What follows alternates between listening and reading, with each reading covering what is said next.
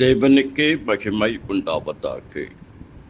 கிறிஸ்துவுக்குள் அன்பார்ந்த சகோதர சகோதரிகளே, நண்பர்களே, ஆண்டவரும் அருமை இரட்சகருமான இயேசு கிறிஸ்துவின் இனிய நாமத்தில் உங்கள் அனைவருக்கும் எனது அன்பின் காலை வணக்கங்கள்.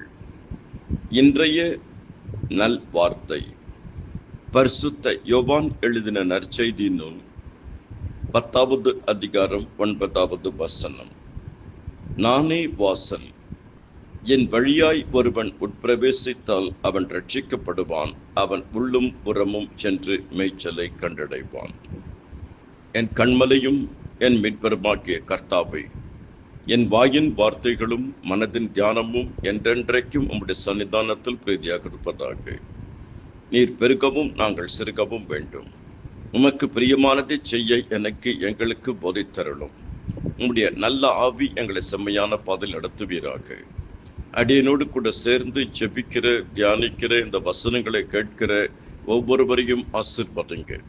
ஆண்டவரே, உம்முடைய இனிய பிரசன்னம், பரிசுத்த பிரசன்னம், மகிமையின் பிரசன்னம், இன்பமான பிரசன்னம், ஆளுகையின் பிரசன்னம், கிருபையின் பிரசன்னம் எங்களை ஆட்கொள்ளட்டும். இயேசு கிறிஸ்துவின் மூலம் ஜெபிக்கிறோம் பிதாவே, ஆமென். இயேசுவின் வார்த்தை. இயேசு தன்னை குறித்து சொல்லுகிறார், நானே வாசல். இயேசு அன்பின் வாசல். இயேசு கிறிஸ்து வாழ்வின் வாசல். இயேசு கிறிஸ்து ஆசீர்வாதத்தின் வாசல். இயேசு கிறிஸ்து ரட்சிப்பின் வாசல். இயேசு கிறிஸ்து செழிப்பின் வாசல்.